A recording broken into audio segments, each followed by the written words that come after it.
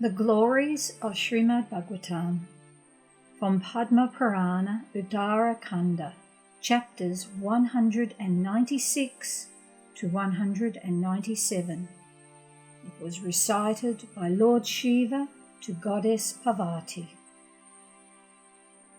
In ancient times there was a beautiful town on the banks of the Tungabhadra river named Kohala. The people adhered to their duties, spoke the truth, and were devoted to righteousness. In that town lived a virtuous Brahmin named Atmadeva, who was learned in all the Vedas. He lived by teaching. His wife, Dundila, came from a good family and was beautiful and diligent in her household duties, but was argumentative, miserly, harsh, and given to gossiping. To Atmadeva's dismay, they had no children. As he grew older, he became increasingly concerned about this and began performing pious acts to secure progeny. He gave cows, land, and gold to those in need, donating more than half his wealth, but still did not obtain a child. One day, in despair, Atmadeva walked off into the forest. Around midday, he came to a clear pond where he sat, holding his head in dejection. After a while, an ascetic sannyas came to the pond to drink. Noticing the sorrowful Atmadeva, he asked, "What ails you, my dear Brahmin? Tell me at once the cause of your suffering."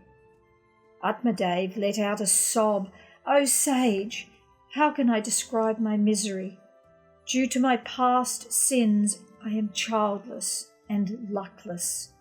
Even my cows do not bear calves. My trees give no fruits or flowers, and whatever fruit I bring to my house quickly becomes rotten. Wretched is that man without children, and his home is cursed. I have thus come here to end my life." The ascetic could tell Atmadeva's destiny from just looking at his body. He said, "Give up this illusory desire for children, who will only entangle you in the cycle of birth and death. Take recourse to spiritual understanding and become detached, for I can see you will never beget a son for 7 births." The sannyas described to Atmadeva the miseries that ancient kings like Sagara and Anga had endured because of their sons. One of them suffered terribly when all his 60,000 sons were killed, and the other when his one son became a wicked monster. Better you take to a life of renunciation. Atmadeva shook his head.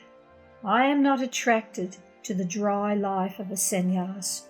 I want to enjoy the happiness of children and grandchildren. Your advice is wasted on me, good sir. Please use your ascetic merits to give me a son." "Do not be so foolish, my dear Brahmin," insisted the sannyas. "Recall how Chitraketu suffered when he tried to avert his destiny to get a child." Atmadeva knew the story of how the childless Chitraketu had received a blessing from sage Angira to get a son, who was later murdered by the jealous co-wives of the boy's mother. Even knowing this, Atmadeva did not change his mind.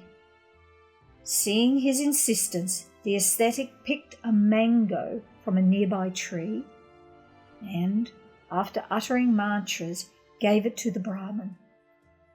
"Tell your wife to eat this fruit. She will bear you a son.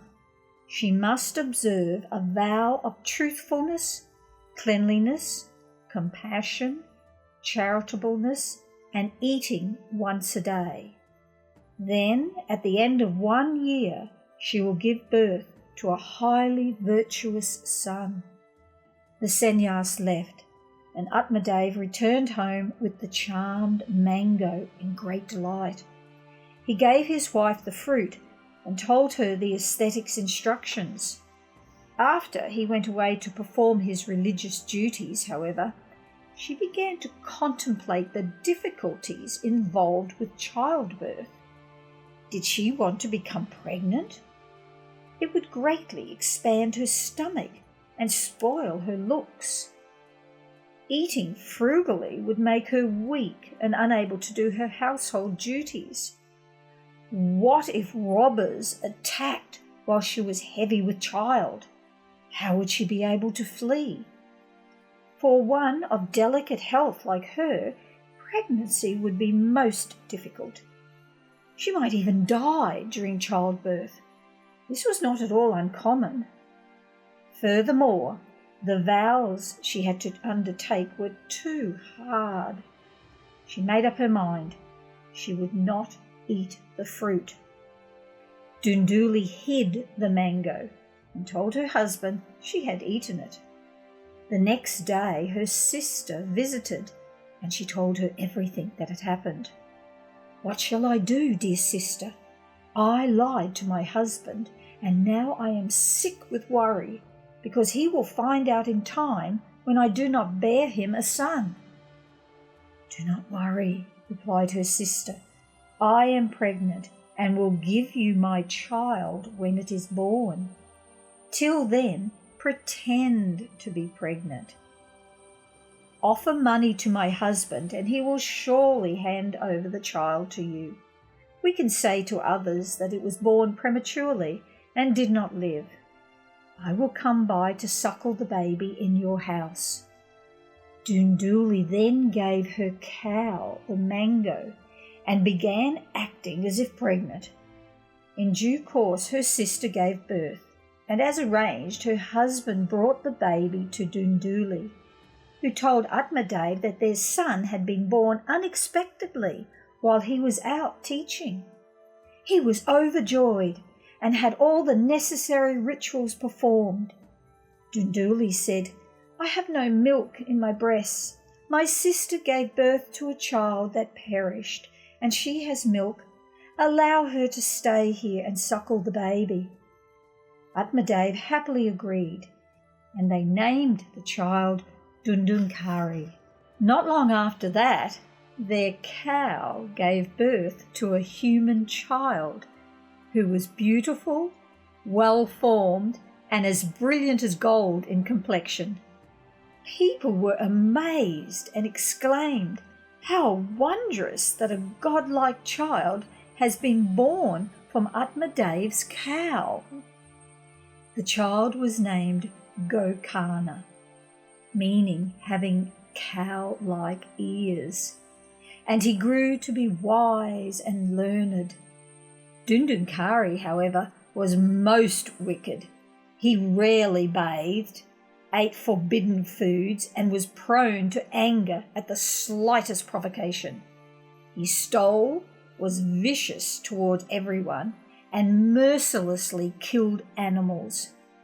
After squandering his parents' wealth on liquor and prostitutes, he sold their property and spent the money on more alcohol and prostitutes. Soon Atmadev was destitute, and he bewailed loudly, "The intelligent ascetic was right. Oh, that I was childless. A wicked son like this is the cause of nothing but pain. Where should I go? Who will relieve me of my suffering? What a calamity has befallen me! I shall commit suicide." Hearing Atmadev lamenting, Gokana, who knew that was actually his father, came to him and said, "Worldly life is full of misery and repeated birth and death. There is no happiness here, not even for the King of Heaven. Give up your attachment for enjoyment and go to the forest. Absorb yourself in hearing the sweet nectar of Krishna's pastimes." Gokana spoke at length and convinced his father to renounce. That very night, Atmadev slipped away, and by constantly reading and reciting the Srimad Bhagavatam, he eventually attained salvation. After Atmadev left, Dundunkari beat his mother soundly, demanding to know where she hid her money. "If you don't tell me, I will kick you to death." After being continuously harassed for some time, Dunduli could take no more. She decided to give up her life and threw herself into a river and perished. Dundunkari remained in the house with several prostitutes, whom he maintained by stealing. He collected a great amount of wealth, and the women living with him decided to kill him and take it. One night as he slept, they bound him with cords and strangled him to death. They then dug a pit and buried him, telling everyone who asked that he had gone away in search of wealth. They absconded with Dundunkari's stolen riches, and he became a hideous ghost because of his sins. In the form of a fierce wind and tormented by misery, he ran back and forth in all directions, finding no respite from his suffering. He constantly cried out in distress, but no one came to his aid. Meanwhile, Gokana had embarked on a pilgrimage to many holy places. Practicing yoga and hearing the pastimes of Krishna from saintly persons, he became fixed in transcendence beyond the material dualities of happiness and distress.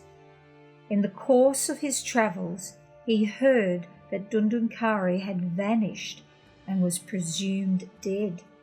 To release his brother from suffering, he went to Gaya to perform the sacred Shraddha ceremony for him, and repeated this ritual at many other holy places. After some time, Gokana returned to his childhood home. Unseen by anyone, he lay down in the courtyard to sleep. Dundunkari saw him there and tried to appear before him. Gokana saw various terrible forms manifest before him, and finally Dundunkari managed to assume a human shape. Unable to speak, he let out horrific cries and waved his arms wildly. Gokana sprinkled a little sanctified water upon him, after which Dundunkari said, "I am your brother, reduced to this state by my sins. I have been a heinous robber and a vicious murderer." He related his whole story to Gokana and said, "Dear brother, you are an ocean of compassion. Please redeem me." Gokana was surprised. "I have performed the Shraddha ceremony for you at Gaya and many other places. Why are you not released from this form?" "My sins are such that even hundreds of such ceremonies cannot save me. Please find a more powerful remedy. If the Shraddha cannot save you, I do not know of any means for your deliverance. But wait a while, and I shall consult others to see what can be done." Dundunkari went away, and the next day Gokana spoke with many yogis, mystics and sages. They read their various scriptures and sought a solution, but could not find one. Finally, one said, "Seek advice from Surya, the sun god. He will surely know what to do." Gokana duly worshipped Surya and asked his advice. "O great witness of the world, please tell me how my brother may be redeemed." The sun god spoke loudly. "His redemption will result from the recitation of Srimad Bhagavatam." Many people heard that celestial voice and said, "Let it begin at once." Gokana began the reading that very day. People came from all around to hear the narration, many suffering from all kinds of afflictions and desiring to be released from the sins causing their misery. The assembly was so large that even the demigods were amazed. Dundunkari listened to the narration from within a tall bamboo with 7 knots. At the end of each day, as the reading ended, 1 bamboo knot cracked. On the 7th night, the bamboo burst open, and the evil spirit cast off its ghostly body to appear in a spiritual form. He bowed before Gokana and said, "O brother, out of your kindness you have saved me from the miserable life of a ghost. Blessed is the Srimad Bhagavatam, which confirms Vaikuntha after just 1 week.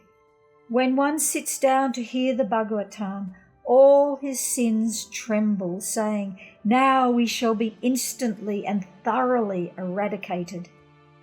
Just as a great fire burns sticks large and small, wet or dry, so does hearing the Bhagavatam reduce to ashes one's sinful acts committed by word, deed or mind, knowingly or unknowingly, with respect to beings great or small.